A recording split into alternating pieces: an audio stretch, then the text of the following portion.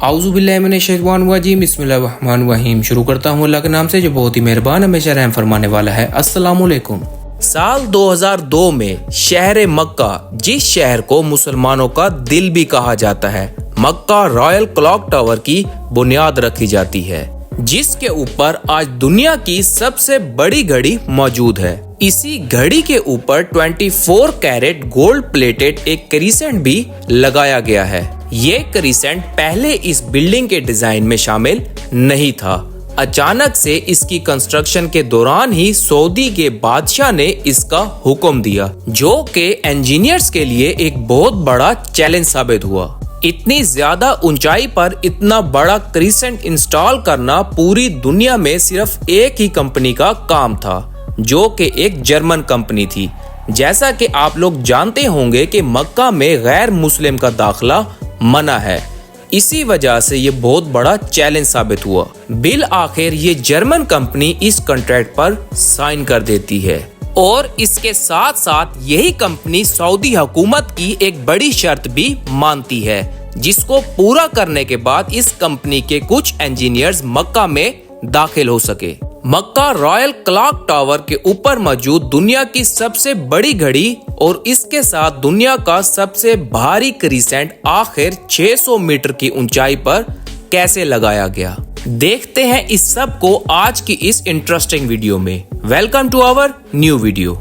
मक्का Royal Clock Tower का शुमार दुनिया की सबसे ऊंची बिल्डिंग्स में होता है। इसकी पहचान इसके ऊपर मौजूद दुनिया की सबसे बड़ी घड़ी की वजह से होती है, जो कि इसके चारों अतराफ मौजूद है। और अगर इसके साइज की बात की जाए तो ये 43 मीटर बड़ी है। इसको बनाने में $16 बिलियन का खर्चा आया था। ये दुनिया की वाहिद ऐसी बिल्डिंग है जिसके क्रीसेंट में दुनिया का सबसे ऊंचा रूम मौजूद है। हैरानकुन तौर पर इस टावर को दुनिया की सबसे बड़ी मस्जिद अल हरम से सिर्फ 300 मीटर के फासले पर बनाया गया है। जिस जगह पर इस टावर को बनाया गया 2002 से पहले इस जगह पर एक किला मौजूद था, जो कि उस्मानिया सल्तनत ने बनवाया था, जिसका मेन मकसद खाना काबा की हिफाजत करना था। इस कॉम्प्लेक्स के अंदर टोटल 7 स्काई स्क्रैपर मौजूद हैं, जो कि वहां पर आए लोगों की होटल रिक्वायरमेंट्स को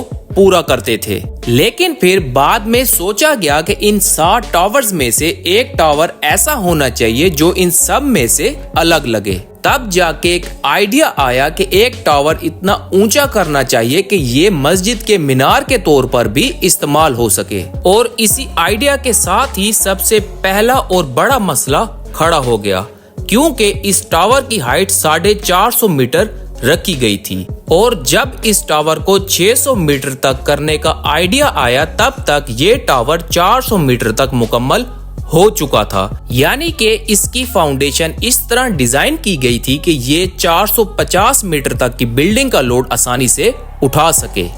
अभी इंजीनियर्स इस मसले का हल तलाश ही कर रहे थे कि अचानक सऊदी बादशाह ने एक और हुक्म जारी कर दिया। उन्होंने कहा कि अब इस बिल्डिंग के ऊपर सिर्फ मीनार ही नहीं बल्कि दुनिया की सबसे बड़ी घड़ी भी लगाई जाएगी, और इस घड़ी के ऊपर दुनिया का सबसे बड़ा गोल्ड प्लेटेड क्रीसेंट भी लगाया जाएगा, जो इंजीनियर्स के लिए एक और मुश्किल की वजह बनी, क्योंकि इस बिल्डिंग की फाउंडेशन 450 मीटर के लिए ही बनाई गई थी। इसके बाद इंजीनियर्स ने कैलकुलेशंस करना स्टार्ट कर दी।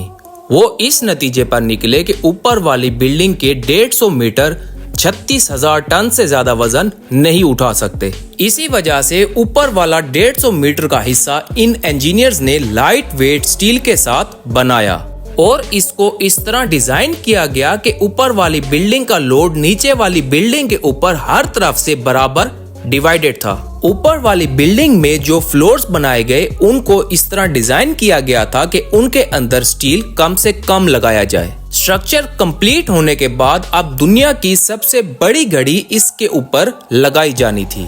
इस काम को मुकम्मल करने के लिए जर्मनी की पैरेट नामी कंपनी को सिलेक्ट किया गया। इतनी ऊंचाई के ऊपर घड़ी लगाना और उसको ऑपरेट करना कोई आम बात नहीं थी। इतनी ऊंचाई के ऊपर ये घड़ी काम कैसे करेगी, इसके कांटों का क्या साइज रखा जाएगा, और तेज हवा से इस घड़ी को कैसे बचाया जाएगा, ये सब काम इस कंपनी ने बहुत बखूबी अंजाम दिए। इस घड़ी का बड़ा कांटा 23 मीटर और इसका छोटा कांटा 17 मीटर रखा गया। बड़े कांटे का साइज 4-5 स्टोरी बिल्डिंग के बराबर था।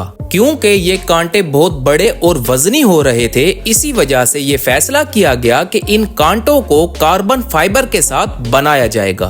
क्योंकि कार्बन फाइबर एक लाइट वेट मटेरियल है और स्ट्रेंथ में ये स्टील से भी ज्यादा मजबूत है। स्टील ज्यादा प्रेशर पड़ने की वजह से आसानी के साथ मुड़ सकता है, लेकिन कार्बन फाइबर नहीं मुड़ता।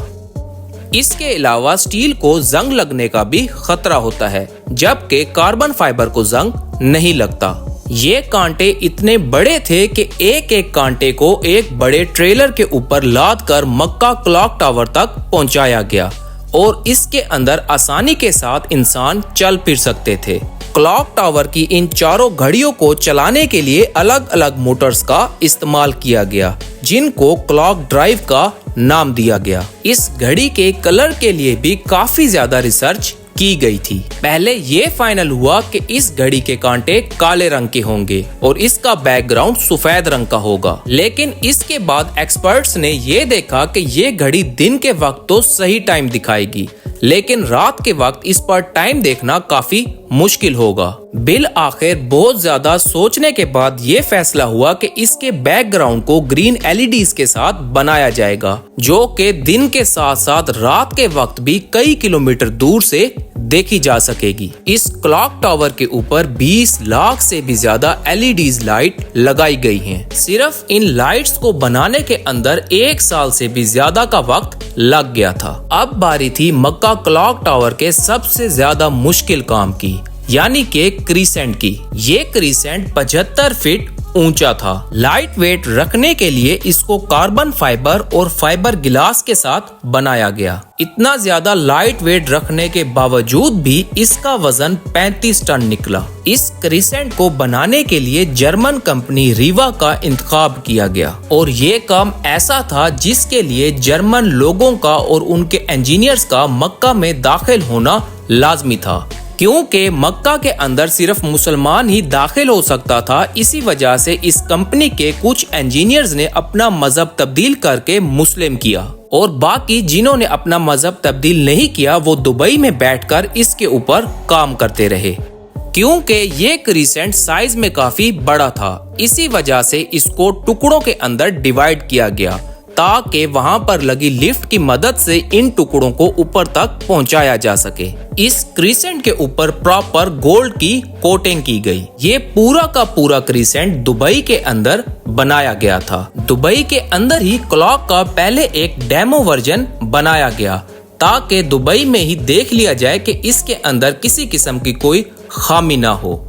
इसके बाद इस क्रीसेंट को दुबई से सऊदी अरेबिया मक्का तक पहुंचाया गया। जब इस क्रीसेंट के पीसेस मक्का तक पहुंच गए तो इनको ऊपर तक पहुंचाना भी एक बहुत बड़ा चैलेंज था। जब लिफ्ट इस क्रीसेंट के एक टुकड़े को लेकर 600 मीटर की हाइट तक पहुंचती थी तो हवा के प्रेशर की वजह से ये झूलने लग जाता था।